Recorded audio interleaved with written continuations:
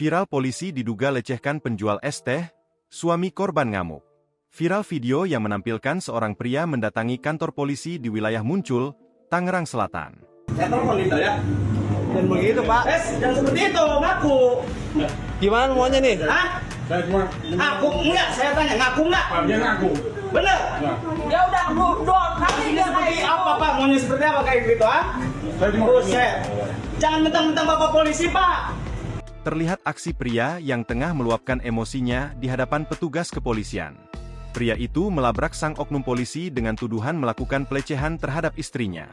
Video yang diunggah akun Tangsel_update, terlihat pria berkaos hitam itu menunjuk-nunjuk oknum polisi yang sedang duduk sambil menuding melakukan pelecehan terhadap istrinya. Dalam video yang viral itu, pria itu dengan lantang menyampaikan kemarahannya di hadapan sejumlah anggota polisi. Ia mengklaim bahwa istrinya telah menjadi korban pelecehan oleh salah satu petugas yang bertugas di wilayah Muncul.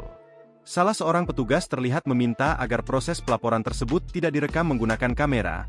Namun pria itu menolak permintaan tersebut dan tetap merekam.